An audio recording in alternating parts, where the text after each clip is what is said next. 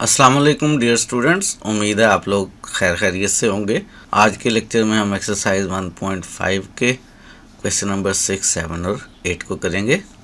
चलें स्टार्ट करते हैं आज का लेक्चर।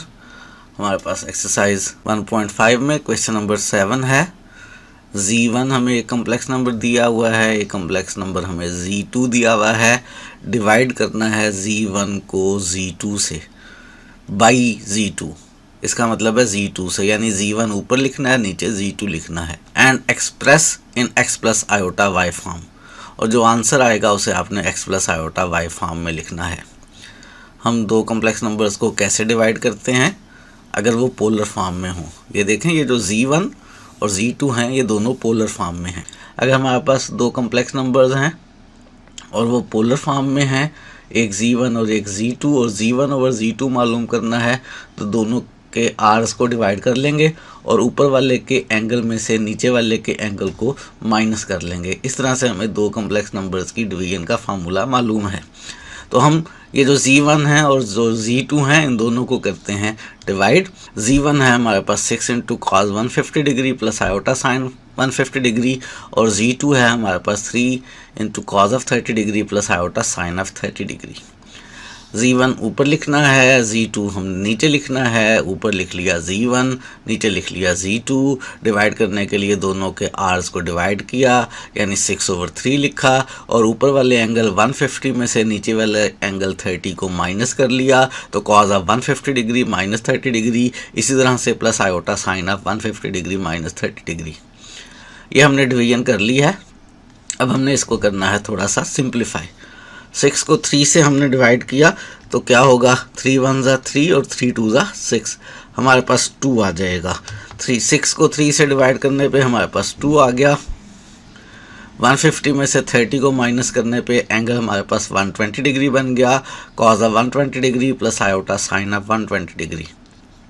120 डिग्री का कॉस और साइन हमें ज़ुबानी याद नहीं है, इसको हम कैलकुलेटर की मदद से हल करेंगे और जवाब फ्रैक्शन में लिखेंगे। बताएं हाँ भला क्यों? क्योंकि 120 जो है वो 15 पर डिवाइड हो जाता है, और जब भी कोई एंगल 15 पर डिवाइड हो जाए तो उसका जवाब कैलकुलेटर हमें फ्रैक्शंस में दे देता है। 2 बाहर एज इट इज़, 120 डिग्री का कॉस हल किया, कैलकुलेटर ने हमें उसका जवाब -1/2 दिया। 120 डिग्री का साइन हमने हल किया, उसका आंसर 3 का स्क्वायर रूट ओवर 2 आया। 2 से अंदर मल्टीप्लाई कर लेते हैं। जब फर्स्ट टर्म को मल्टीप्लाई करेंगे तो नीचे वाला 2 और ऊपर वाला 2 कैंसिल हो जाएंगे, हमारे पास माइनस का 1 आ जाएगा। और जब सेकंड टर्म को 2 से मल्टीप्लाई करेंगे तो भी नीचे वाला 2 और ऊपर वाला 2 कैंसिल हो जाएंगे, और हमारे पास प्लस आयोटा 3 का स्क्वायर रूट आ जाएगा। यही हमने दो कम्प्लेक्स नंबर्स को डिवाइड कर लिया है और आंसर लिख लिया है। x प्लस आयोटा y की फॉर्म में हमने इस जवाब को लिख लिया है। इस तरह से हमने क्वेश्चन नंबर 7 को बहुत आसानी के साथ सॉल्व कर लिया है। एक्सरसाइज 1.5 है और अब हम करने लगे हैं इसका क्वेश्चन नंबर 8। मल्टीप्लाई करना है कम्प्लेक्स नंबर Z1 को एंड कम्प्लेक्स नंबर Z2 को, और आंसर को एक्सप्रेस करना है इन x plus iota y form में। ये दोनों कम्प्लेक्स नंबर Z1 और Z2 जो हैं ये पोलर फॉर्म में हैं, और अगर दो कम्प्लेक्स नंबर्स पोलर फॉर्म में हों तो उन्हें कैसे मल्टीप्लाई किया करते हैं उसके लिए हम सीख चुके हैं कि अगर Z1 और Z2 दो कम्प्लेक्स नंबर्स हैं, पोलर फॉर्म में हैं, आप इन्हें मल्टीप्लाई करना चाहते हैं तो दोनों के आर्स को मल्टीप्लाई कर लें और दोनों के एंगल्स को ऐड कर लें। इस तरह से आप दो कम्प्लेक्स नंबर्स जो पोलर फॉर्म में हों उन्हें मल्टीप्लाई कर सकते। इस फार्मूले का करते हैं इस्तेमाल। हमें कम्प्लेक्स नंबर Z1 और Z2 का प्रोडक्ट मालूम करना है। Z1 हमारे पास है 2 cos 60 प्लस आयोटा साइन 60, और Z2 हमारे पास है 5 cos 90 प्लस आयोटा साइन 90। इनके आर्स यानी 2 और 5 को मल्टीप्लाई करेंगे तो हमारे पास 10 आ जाएगा, और इनके एंगल्स ऐड करेंगे। एक का एंगल 60 डिग्री है और दूसरे का 90 डिग्री है, तो एंगल ऐड होने के बाद हमारे पास cos of 60 degree plus 90 degree बन जाएगा।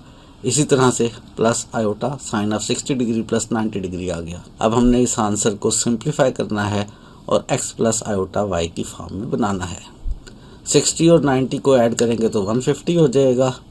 हमारे पास ये 10 एज इट इज़, कॉस और साइन का एंगल 150 आ जाएगा। Cos 150 degree plus iota sign 150 degree. 150 degree का कॉस हल करना है, कैलकुलेटर से हल करेंगे ज़रा गेस करें कि जवाब पॉइंट्स में आएगा या फ्रैक्शंस में आएगा। क्योंकि 150 डिग्री 15 पर डिवाइड हो जाता है, इसलिए कैलकुलेटर आपको जवाब फ्रैक्शंस में देगा। बाहर वाला 10 as it is. Cos 150 degree का आंसर हमारे पास -3 का स्क्वायर रूट ओवर 2 आया, प्लस आयोटा साइन 150 का आंसर हमारे पास 1/2 आया। इस 10 से मल्टीप्लाई करेंगे, 10 से फर्स्ट टर्म को मल्टीप्लाई किया, इस तरह से हमने 10 को सेकंड टर्म से भी मल्टीप्लाई कर लिया। यहाँ पे सिंप्लीफिकेशन करते हैं तो 2 5 10, 10 हमारे पास 2 से कैंसिल हो जाएगा, और सेकंड टर्म में भी 2 1 2 और 2 5 10। हमारे पास सिंप्लीफाई होके कम्प्लेक्स नंबर क्या बन गया है, पहला पार्ट इसका आ गया है -5 3 का स्क्वायर रूट, और दूसरा पार्ट आ गया है +5 आयोटा। हमने z1 इंटू z2 का प्रोडक्ट मालूम किया है, और उस प्रोडक्ट को हमने x प्लस आयोटा y की फॉर्म में लिख लिया है। इसमें से हमारे पास ये -5 इंटू 3 का स्क्वायर रूट जो है वो x है, और ये जो प्लस का 5 है आयोटा के साथ, ये हमारे पास इसका y है। हमने x प्लस आयोटा y की फॉर्म में z1 इंटू z2 को मालूम कर लिया है। एक्सरसाइज 1.5 के हमने 2 क्वेश्चंस अभी तक किए हैं, 7 और 8। एक में हमने कम्प्लेक्स नंबर्स को डिवाइड करना था जो पोलर फॉर्म में थे, और दूसरे में हमने मल्टीप्लाई करना था। ये वही काम है जो हम पहले कर चुके हैं, और अब हम करने लगे हैं इस एक्सरसाइज 1.5 का क्वेश्चन 6। इसमें हमें वो कह ये रहा है कि अगर z1 और z2 दो कम्प्लेक्स नंबर्स हैं तो शो करें कि z1 इंटू z2 का जो प्रिंसिपल आर्गूमेंट है वो z1 के प्रिंसिपल आर्गूमेंट प्लस z2 के प्रिंसिपल आर्गूमेंट के इक्वल है, और z1 ओवर z2 का जो प्रिंसिपल आर्गूमेंट है वो principal argument of z1 minus principal argument of z2 के बराबर है। आप कहेंगे प्रिंसिपल का लफ्ज़ कहीं नहीं लिखा हुआ, आप कैसे कह रहे हैं कि ये प्रिंसिपल आर्गूमेंट है? हम सीख चुके हैं कि जब हम आर्गूमेंट को स्मॉल ए से स्टार्ट करते हैं तो वो कोई सा भी आर्गूमेंट हो सकता है कम्प्लेक्स नंबर का, और जब हम आर्गूमेंट को कैपिटल ए से स्टार्ट करते हैं तो वो प्रिंसिपल आर्गूमेंट होता है। और हम ये भी सीख चुके हैं कि किसी भी कम्प्लेक्स नंबर का जो प्रिंसिपल आर्गूमेंट होता है वो -180 डिग्री और 180 डिग्री के दरमियान होता है, और 180 डिग्री भी हो सकता है। और जर्नल आर्गूमेंट या सिंपल जो आर्गूमेंट है वो किसी भी कम्प्लेक्स नंबर के हमारे पास इन्फिनिट हुआ करते हैं। प्रिंसिपल आर्गूमेंट हमेशा यूनिक होता है, इसकी वैल्यू हमेशा -180 डिग्री और 180 डिग्री के दरमियान होती है, और जो आर्गूमेंट है वो इन्फिनिट होते हैं। आर्गूमेंट होता क्या है मैं याद करवा दूं, आर्गूमेंट होता ये है कि जिस कम्प्लेक्स नंबर का आर्गूमेंट आपने मालूम करना है उसको ओरिजिन के साथ जोड़ें, उस लाइन और पॉजिटिव एक्स एक्सिस के दरमियान जो एंगल होगा हम उस एंगल को आर्गूमेंट कहेंगे। वो एंगल इन्फिनिट एंगल्स हुआ करते हैं, वो क्लॉकवाइज भी हो सकता है, वो एंटी क्लॉकवाइज भी हो सकता है, और वो एक रोटेशन के बाद भी हो सकता है, 2 रोटेशंस के बाद भी, और सो ऑन। अगर हमें किसी एक कम्प्लेक्स नंबर का कोई एक आर्गूमेंट मालूम हो, फर्ज करें एक कम्प्लेक्स नंबर z का एक आर्गूमेंट थीटा है, तो रोटेशंस के बाद इसके बाकी आर्गूमेंट्स मालूम किए जा सकते हैं। थीटा में 2 पाई को जितनी दफ़ा मर्जी ऐड कर लें, जो भी एंगल बनेगा वो भी उस कम्प्लेक्स नंबर का आर्गूमेंट होगा। थीटा में से 2 पाई को जितनी मरतबा मर्जी माइनस कर लें, जो भी एंगल बनेगा वो उस कम्प्लेक्स नंबर का आर्गूमेंट ही होगा। आप इसको 2 पाई भी कह सकते हैं, और आप इस 2 पाई को 360 डिग्री भी कह सकते हैं। यानी 360 डिग्री जितनी दफ़ा मर्जी ऐड कर लें, एक दफ़ा ऐड किया थीटा प्लस 360 हो गया, 2 दफ़ा ऐड किया तो 360 प्लस 360 जो है वो 720 हो जाएगा। थीटा प्लस 720, इसी तरह से माइनस करने पे ये जितने भी एंगल्स बन रहे हैं ये सारे एंगल्स ही इस कम्प्लेक्स नंबर z के आर्गूमेंट्स हैं। ये मैंने आपको याद करवा दिया प्रिंसिपल आर्गूमेंट और जनरल आर्गूमेंट में फ़र्क। यही जो इन्फिनिट आर्गूमेंट्स हैं किसी कम्प्लेक्स नंबर के, इनमें से ही एक आर्गूमेंट ऐसा है जो प्रिंसिपल आर्गूमेंट है, जो कि -180 और 180 के दरमियान है या 180 डिग्री है।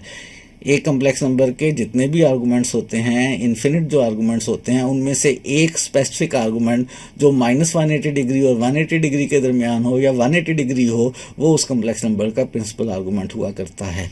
और यहाँ पे हमने ये रिज़ल्ट साबित करना है कि दो कम्प्लेक्स नंबर्स के प्रोडक्ट वाले कम्प्लेक्स नंबर का जो प्रिंसिपल आर्गूमेंट है वो दोनों कम्प्लेक्स नंबर्स के प्रिंसिपल आर्गूमेंट के सम के बराबर है, और दो कम्प्लेक्स नंबर्स की डिवीजन से बनने वाले कम्प्लेक्स नंबर का जो प्रिंसिपल आर्गूमेंट है वो ऊपर वाले कम्प्लेक्स नंबर के प्रिंसिपल आर्गूमेंट में से नीचे वाले कम्प्लेक्स नंबर के प्रिंसिपल आर्गूमेंट को माइनस करके आता है। ये हम इस क्वेश्चन में प्रूफ करना चाहते हैं, और ये मुमकिन नहीं है कि हम प्रूफ कर पाए, ऐसा नहीं हुआ करता। ये दोनों रिजल्ट्स ट्रू नहीं हैं, फॉल्स हैं, बुक वाले ने गलती से लिख दिए हैं। अब कैसे हम क्वेश्चन को हल करेंगे? पेपर में अगर आ गया तो ज़बरदस्ती का इनको इक्वल साबित करने की कोशिश करेंगे, हालांकि ये इक्वल नहीं है, या हम साबित करेंगे कि ये गलत हैं, ये सही नहीं है। अगर हम सिर्फ ये जुमला लिख दें कि ये गलत स्टेटमेंट है, मुमकिन नहीं है, तो हो सकता है नंबर मिल जाए, लेकिन हम गलत साबित भी कर सकते हैं। कैसे गलत साबित करेंगे? मैंने आपको शुरू में कहा था ये दोनों रिजल्ट्स उसने कहा है हर दो कम्प्लेक्स नंबर Z1 और Z2 के लिए हैं।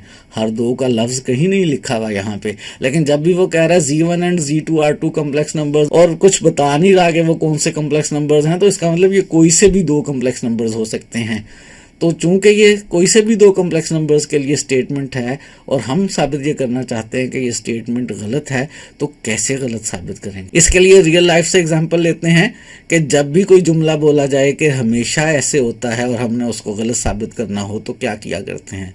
मिसाल के तौर पे आपकी मामा कहती हैं कि आपका छोटा भाई जो है वो हमेशा सच बोलता है, और आपको गुस्सा चढ़ जाता है। आप कहते हैं नहीं, आप तो गलत कह रही हैं। क्या करते हैं फिर आप मामा को एग्जाम्पल देते हैं कि देखें फ़लाँ दिन फ़लाँ टाइम पे इसने झूठ बोला था, और मामा कहती हैं हाँ भाई आप तो सच कह रहे थे, ऐसा ही है, मेरा जो जुमला था ये हमेशा सच बोलता गलत था। तो जब भी कोई बात हमेशा के लिए होनी हो और आपने साबित करना हो कि ये बात हमेशा के लिए नहीं हो सकती है, तो आपने एक काउंटर एग्जाम्पल ढूंढनी होती है जिस वक्त वो बात नहीं हुई होती। तो हमें भी यहाँ पे इस पहले रिजल्ट को साबित करने के लिए कि ट्रू नहीं है, बराबर नहीं है, हमें ऐसे दो कम्प्लेक्स नंबर्स ढूंढने हैं कि उनके लिए ये रिजल्ट होल्ड ना करे। हो सकता है कुछ दो कम्प्लेक्स नंबर्स के लिए रिजल्ट होल्ड भी कर रहा हो, लेकिन हमें सिर्फ एक ऐसा कम्प्लेक्स नंबर्स का पेयर ढूंढना है जिसके लिए ये रिजल्ट होल्ड ना करे। तो फिर ये जो बात कही जा रही है कि हमेशा ट्रू है, हमेशा ट्रू नहीं होगी, कभी ट्रू भी हो सकती है, कभी गलत भी हो सकती है, लेकिन हमेशा ट्रू की बात को हम कहेंगे वो गलत है। तो हमें यहाँ पे चूंकि कहना ये है कि ये बात हमेशा ट्रू नहीं है, तो हमें ऐसे दो कम्प्लेक्स नंबर्स Z1 और Z2 ढूंढने हैं जिनके लिए उनके प्रोडक्ट का जो प्रिंसिपल आर्गूमेंट है वो दोनों के प्रिंसिपल आर्गूमेंट्स के सम के बराबर ना आए। तो क्या किया जाए? कैसे वो दो कम्प्लेक्स नंबर्स ढूंढे जाए? उनके आर को हमने नहीं छेड़ना, आर उनका जो मर्जी हो, हमें सिर्फ प्रिंसिपल आर्गूमेंट से कंसर्न है। ज़रा गौर करें, किसी भी कम्प्लेक्स नंबर का जो प्रिंसिपल आर्गूमेंट है वो -180 और 180 डिग्री के दरमियान है। अगर मैं ऐसे दो कम्प्लेक्स नंबर्स ढूंढूं जिनका प्रिंसिपल आर्गूमेंट इन दोनों के दरमियान ही हो, लेकिन उनका सम इस इंटरवल से बाहर जा रहा हो।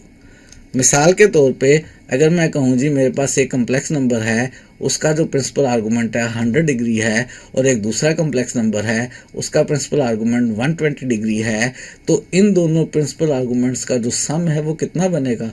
220 डिग्री होगा। क्या वो इस इंटरवल में आएगा? वो इस इंटरवल में नहीं आएगा। तो क्या वो नंबर किसी कम्प्लेक्स नंबर का प्रिंसिपल आर्गूमेंट हो सकता है? बिल्कुल भी नहीं हो सकता, क्योंकि किसी भी कम्प्लेक्स नंबर का जो प्रिंसिपल आर्गूमेंट होता है वो हमेशा -180 डिग्री और 180 डिग्री के दरमियान होता है, या 180 डिग्री होता है। तो अगर मैं ऐसे दो कम्प्लेक्स नंबर ले लूँ कि एक का प्रिंसिपल आर्गूमेंट 100 डिग्री और दूसरे का 120 डिग्री हो, तो फिर उन प्रिंसिपल आर्गूमेंट्स को ऐड करके जो नंबर बनेगा वो उनके प्रोडक्ट का प्रिंसिपल आर्गूमेंट नहीं हो सकता है। और मैंने एक पेयर की एग्जांपल दी है, आप इस तरह के और नंबर भी ढूंढ सकते हैं क्या? बिल्कुल सही कह रहे हैं, आप इस तरह के इन्फिनिट नंबर्स ढूंढ सकते हैं। ज़रा अपनी अपनी कॉपी पे अपने अपने जहन में इस तरह के 2, 4, 5, 10 पेयर्स लिखें।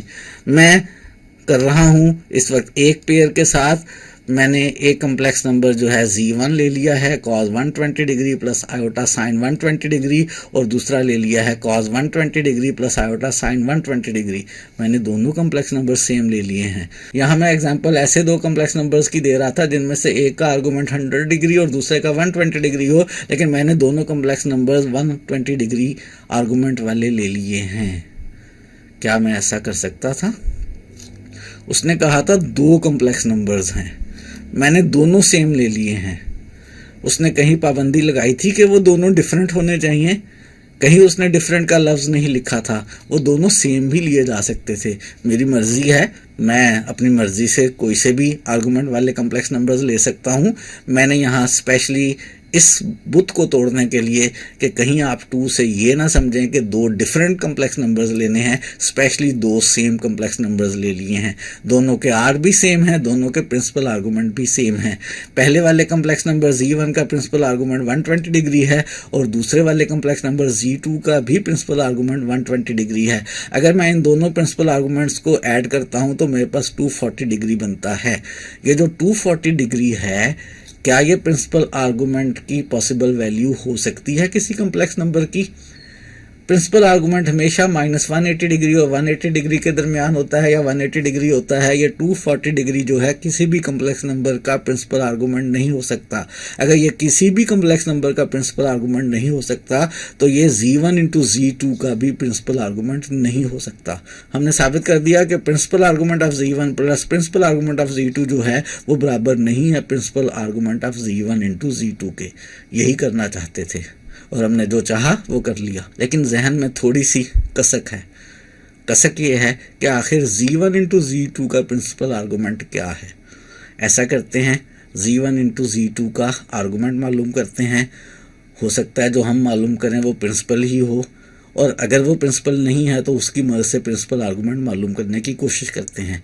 उसके लिए मुझे Z1 into Z2 complex number पता होना चाहिए। उसके लिए मैं Z1 और Z2 को करता हूँ मल्टीप्लाई, और Z1 और Z2 को मल्टीप्लाई कैसे किया जाए। हमें दो कम्प्लेक्स नंबर्स अगर पोलर फॉर्म में हो तो मल्टीप्लाई करना आता है कि दोनों के आर्स मल्टीप्लाई हो जाएंगे, दोनों के एंगल्स ऐड हो जाएंगे। यहाँ दोनों का आर 1 है, 1 को 1 से मल्टीप्लाई करेंगे तो 1 ही आएगा, एंगल्स ऐड हो जाएंगे। एक का एंगल 120 डिग्री और दूसरे का एंगल भी 120 डिग्री है, तो जो नया कम्प्लेक्स नंबर बन रहा है उसका एंगल 120 डिग्री प्लस 120 डिग्री हो गया। यानी cause of 120 degree plus 120 degree plus iota sine of 120 degree plus 120 degree. 120 degree को 120 डिग्री में ऐड किया तो मेरे पास आ गया cause of 240 degree plus iota sine of 240 degree. Z1 into Z2 मेरे पास ये कम्प्लेक्स नंबर बन गया। इसका 240 डिग्री क्या है? आर्गूमेंट है। क्या ये प्रिंसिपल आर्गूमेंट है? नहीं, ये प्रिंसिपल आर्गूमेंट नहीं है। क्यों नहीं है ये प्रिंसिपल आर्गूमेंट? क्योंकि ये एंगल जो है -180 डिग्री और 180 डिग्री के दरमियान भी नहीं है और 180 डिग्री भी नहीं है। ये 180 डिग्री से बड़ा नंबर है। 240 डिग्री जो है वो Z1 इंटू Z2 वाले कम्प्लेक्स नंबर का एक आर्गूमेंट है, लेकिन प्रिंसिपल नहीं है। Z1 इंटू Z2 वाले का प्रिंसिपल आर्गूमेंट मालूम करना चाहता हूँ। Z1 इंटू Z2 के कितने आर्गूमेंट्स हो सकते हैं? Z1 इंटू Z2 के मेरे पास इन्फिनिट आर्गूमेंट्स हो सकते हैं। किसी भी कम्प्लेक्स नंबर का एक आर्गूमेंट मालूम हो तो उसमें 360 प्लस करते चले जाएं जितनी दफ़ा मर्जी, और जितनी दफ़ा मर्जी 360 माइनस करते चले जाएं, हमेशा उस कम्प्लेक्स नंबर का आर्गूमेंट ही बनता है। और इन्हीं सारे इन्फिनिट पॉसिबल आर्गूमेंट में से एक प्रिंसिपल आर्गूमेंट हुआ करता है। कैसे मालूम किया जाए? अगर मैं 240 डिग्री में प्लस करता चला जाऊं 360 डिग्री को, तो कभी भी जवाब -180 और 180 के दरमियान नहीं आएगा। पहले ही 240 डिग्री 180 से बड़ा है, मज़ीद बड़ा होता चला जाएगा। ज़रा सोचें, 240 डिग्री में से 360 को प्लस करने से तो इस पॉसिबल रेंज में नहीं आ रहा, क्या माइनस करने से आ सकता है? चांसेस हैं, करके देख लेते हैं। 240 डिग्री में से 360 डिग्री को माइनस किया तो मेरे पास आ गया माइनस का 120 डिग्री। क्या माइनस का 120 डिग्री -180 डिग्री और 180 डिग्री के दरमियान है? जी बिल्कुल है। माइनस का 120 डिग्री -180 डिग्री और 180 डिग्री के दरमियान है, तो क्या मैं इसको प्रिंसिपल आर्गूमेंट कह सकता हूँ? क्या मैं इसको Z1 इंटू Z2 का आर्गूमेंट कह सकता हूँ? Z1 इंटू Z2 का आर्गूमेंट तो कह सकता हूँ। मैं पहले ही बता चुका कि एक आर्गूमेंट मौजूद हो तो उसमें 360 को जितनी दफ़ा मर्जी प्लस करें या जितनी दफ़ा मर्जी माइनस करें, बनने वाला नंबर उस कम्प्लेक्स नंबर का आर्गूमेंट ही हुआ करता है। ये इसका आर्गूमेंट तो है Z1 इंटू Z2 का। क्या प्रिंसिपल है? प्रिंसिपल के लिए सिर्फ एक ही शर्त होती है कि वो -180 डिग्री और 180 डिग्री के दरमियान हो या 180 डिग्री हो, और ये ऐसा है। इसका मतलब है ये Z1 इंटू Z2 के प्रोडक्ट का प्रिंसिपल आर्गूमेंट आ गया है। Z1 इंटू Z2 के प्रोडक्ट का प्रिंसिपल आर्गूमेंट -120 डिग्री आया है, और Z1 के प्रिंसिपल आर्गूमेंट और Z2 के प्रिंसिपल आर्गूमेंट का सम 240 डिग्री आया है। क्या ये दोनों बराबर हैं? 240 डिग्री और -120 डिग्री बिल्कुल बराबर नहीं है। तो नतीजा क्या निकला? नतीजा ये निकला कि Z1 इंटू Z2 का प्रिंसिपल आर्गूमेंट बराबर नहीं हुआ करता Z1 के प्रिंसिपल आर्गूमेंट प्लस Z2 के प्रिंसिपल आर्गूमेंट के। मैंने एक काउंटर एग्जांपल देके साबित कर दिया है कि Z1 इंटू Z2 का प्रिंसिपल आर्गूमेंट Z1 के प्रिंसिपल आर्गूमेंट प्लस Z2 के प्रिंसिपल आर्गूमेंट के बराबर नहीं होता। आप और भी बहुत सारी काउंटर एग्जांपल्स बना सकते हैं, मैंने आपको तरीका सिखा दिया है। पार्ट 2 की तरफ बढ़ते हैं। इसमें Z1 ओवर Z2 के प्रिंसिपल आर्गूमेंट की बात करनी है कि वो argument of Z1 minus argument of Z2 के बराबर नहीं है। ऐसे दो प्रिंसिपल आर्गूमेंट्स ढूंढें जो माइनस 180 डिग्री और 180 डिग्री के दरमियान हो, लेकिन एक में से दूसरे को माइनस करके माइनस 180 डिग्री और 180 डिग्री के दरमियान ना आए। ढूंढ सकते हैं? मुझे बहुत सारी आवाज़ें सुनाई दे रही हैं कि हाँ सर हम ढूंढ सकते हैं। यकीनन आप ढूंढ सकते हैं। एक बीच में से मैं ढूंढ दूँ। मिसाल के तौर पे मैं एक एंगल ले लेता हूँ 120 डिग्री और दूसरे कम्प्लेक्स नंबर का प्रिंसिपल आर्गूमेंट ले लेता हूँ माइनस 120 डिग्री। अब अगर मैं 120 डिग्री में से माइनस 120 डिग्री को माइनस करूँगा तो मेरे पास कितना बन जाएगा, प्लस का 240 डिग्री। या माइनस 120 डिग्री में से 120 डिग्री को माइनस करूँगा तो माइनस 240 डिग्री। ये दोनों ही इस पॉसिबल रेंज में नहीं है, यानी वो कोशेंट का प्रिंसिपल आर्गूमेंट नहीं बन सकेंगे। तो जो दो कम्प्लेक्स नंबर्स लेने हैं मुझे, उनमें से मैंने Z1 ले लिया cos of 120 degree plus iota sine of 120 degree और Z2 ले लिया cos of minus 120 degree plus iota sine of minus 120 degree. अब आपने क्या करना है? अब आपने इस सेकंड रिजल्ट को करने के लिए इन दोनों प्रिंसिपल आर्गूमेंट्स का डिफरेंस लेना है और Z1 ओवर Z2 का कोशेंट मालूम करना है, उसका प्रिंसिपल आर्गूमेंट निकालना है और साबित करना है बराबर नहीं है। आप कह रहे हैं कि हम खुद कर लेंगे, बिल्कुल सही कह रहे हैं, आप खुद ही इसको मुकम्मल करेंगे।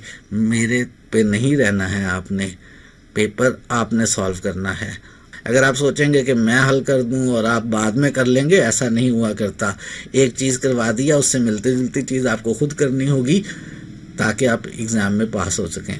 तो जनाब ये आपने अब खुद कंप्लीट करना है। एक कहीं पीछे से आवाज़ आ रही है कि अगर इसमें प्रिंसिपल आर्गूमेंट की बजाय आर्गूमेंट होता, कैपिटल ए की जगह स्मॉल ए होता, तो क्या फिर ये रिज़ल्ट ट्रू था? क्या ऐसा पेपर में आ गया तो हम कर पाएंगे, या फिर भी हम काउंटर एग्जाम्पल्स ढूंढेंगे? ऐसा साबित हो जाया करता है। ना सिर्फ साबित हो जाया करता है बल्कि मैंने साबित कर भी दिया हुआ है। हमने जब लेक्चर नंबर 44 में दो कम्प्लेक्स नंबर्स का प्रोडक्ट और कोशेंट मालूम किया था तो वहाँ पे हमने साबित कर दिया था कि argument of Z1 into Z2 जो है अगर स्मॉल ए से लिखा जाए तो वो Z1 के आर्गूमेंट प्लस Z2 के आर्गूमेंट के इक्वल होता है। यहाँ भी आप स्क्रीन पे देख सकते हैं Z1 का आर्गूमेंट मेरे पास θ1 है, Z2 का आर्गूमेंट मेरे पास θ2 है। ये प्रिंसिपल आर्गूमेंट है या नहीं, इससे हमें कोई कंसर्न नहीं है। और प्रोडक्ट का जो आर्गूमेंट है वो क्या बन गया है, θ1 प्लस θ2, यानी Z1 के आर्गूमेंट और Z2 के आर्गूमेंट को ऐड करने पे Z1 इंटू Z2 का आर्गूमेंट आ रहा है, जो कि पार्ट 1 की डिमांड है। तो क्या करेंगे, यही जो आर्टिकल मैंने आपको करवाया था प्रोडक्ट और कोशेंट का, उसको आप इस क्वेश्चन के सॉल्यूशन में सॉल्व कर लेंगे अकॉर्डिंगली कि पार्ट 1 आया है या पार्ट 2 आया है। आज हमने बहुत कमाल की बात की है जनाब। आज हमने पंजाब टेक्स्ट बुक बोर्ड की एक्सरसाइज 1.5 के क्वेश्चन 6 को साबित किया है कि वो गलत है, और ये कोई छोटी बात नहीं है, एक बहुत बड़ी बात है। अब आप बड़े होते जा रहे हैं, आप बड़े बड़े काम कर सकते हैं और मज़ीद बड़े बड़े काम हम करते रहेंगे, लेकिन आज के लिए इतना ही रखते हैं। मज़ीद चीज़ें करेंगे इंशाल्लाह आने वाले लेक्चर्स में।